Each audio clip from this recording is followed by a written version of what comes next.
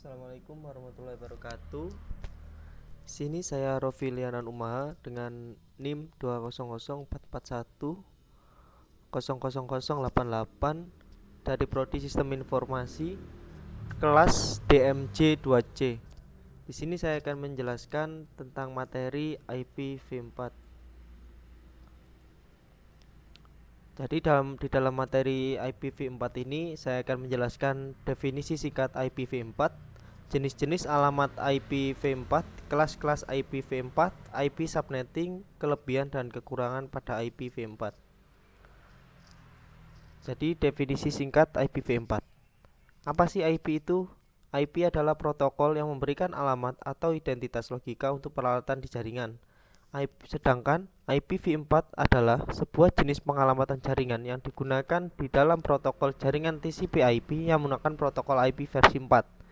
Panjang totalnya adalah 32 bit dan secara teoritis dapat mengalamati hingga 4 miliar host komputer atau lebih tepatnya 4294.967.296 host di seluruh dunia. Jenis-jenis alamat IPv4. Di sini terdapat 3 jenis, yaitu unicast, multicast, dan juga broadcast. Unicast sendiri adalah alamat IP yang digunakan pada setiap host perangkat untuk saling berkomunikasi point to point. Untuk multicast sendiri, multicast adalah alamat IP yang digunakan untuk mengirim paket ke beberapa host yang sama listen di IP multicast group yang sama. Biasanya digunakan pada protokol routing. Sedangkan broadcast adalah alamat IP yang digunakan untuk mengirimkan paket ke semua host. Berikut adalah contoh gambar jenis-jenis alamat IPv4. Di sini terdapat unicast, kemudian broadcast, dan juga multicast. Kelas-kelas IPv4. Terdapat 3 kelas. Yang pertama adalah kelas A. Kelas A, bit pertama IP address A adalah 0 dengan panjang net ID 8 bit dan panjang host ID 24 bit. IP address kelas A mempunyai range dari 0 sampai 127. Jadi pada kelas A terdapat 128 network, dengan tiap-tiap network terdapat menampung sekitar 16 juta host. IP address kelas A diberikan untuk jaringan dengan jumlah host yang sangat besar. Yang kedua adalah kelas B. 2 bit pertama IP address kelas B selalu diset 10 sehingga bit pertama selalu bernilai antara 128 sampai 191. Network ID adalah 16 bit pertama dan 16 bit sisanya adalah host ID. IP address kelas B ini mempunyai range IP dari 128.0 sampai sekian sekian sekian sampai 191.255 sampai sekian sekian sekian. Jadi jumlahnya 65.255 network dengan jumlah host tiap network 255 kali 255 host atau sekitar 65.000 host.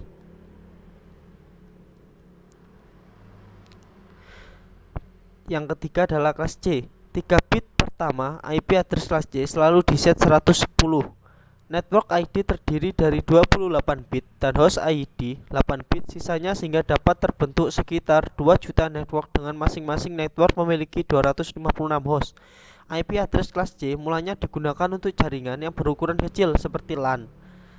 Yang kemudian kelas D, IP address kelas D digunakan untuk keperluan multicasting. 4 bit pertama IP address kelas D selalu diset 1110 sehingga byte pertamanya berkisar antara 224 sampai 247. Sedangkan bit-bit berikutnya diatur sesuai keperluan multicast group yang menggunakan IP address ini. Dalam multicasting ini tidak dikenal istilah network ID dan juga host ID. Dan yang terakhir adalah kelas E. IP address kelas E tidak diperuntukkan untuk keperluan umum. 4 bit pertama IP address kelas ini diset 1111 sehingga byte pertamanya berkisar 248 sampai 255. Ini adalah kelas dari IP address v4. Untuk IP kelas A, rank IP addressnya yaitu 0000 sampai 126.255.255.255. Dalam binernya seperti itu. Penggunaannya unicast. Sedangkan untuk kelas B, rank IP address desimalnya 128.0.0.0 sampai 191.255.255.255 dengan rank IP address biner seperti itu. Kemudian penggunaannya unicast. Dan untuk IP kelas C, rank IP address desimalnya dalam bentuk 192.0.0.0 sampai 223.255.255. Penggunaannya unicast. Untuk kelas D, rank IP addressnya 224.0.0.0 sampai 239.255.255. Penggunaannya multicast. Untuk kelas E, 240.0.0.0 sampai 255.255.255. Penggunaannya eksperimental. Kemudian IP subnetting. Subnetting adalah proses memecah suatu IP jaringan ke subjaringan yang lebih kecil yang disebut subnet. Setiap subnet deskripsi non-fisik atau ID untuk jaringan subfisik biasanya jaringan beralih dari host yang mengandung satu router dalam jaringan multi. Contoh 1. Kelas A subnet 1111111.00000.000.000. Jika dalam desimal maka sama dengan 255.0.0.0. Kemudian kelas B 11111.000.000.000, maka dalam desimal maka akan menjadi 255.255.0.0.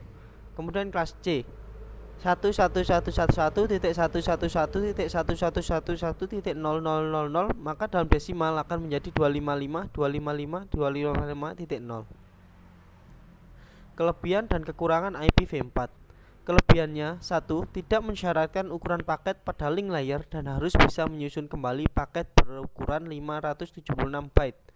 Yang kedua, pengelolaan rute informasi yang tidak memerlukan seluruh 32 bit tersebut, melainkan cukup hanya bagian jaringannya saja, sehingga besar informasi rute yang disimpan di router menjadi kecil. Setelah address jaringan diperoleh, maka organisasi tersebut dapat secara bebas memberikan address bagian host pada masing-masing hostnya.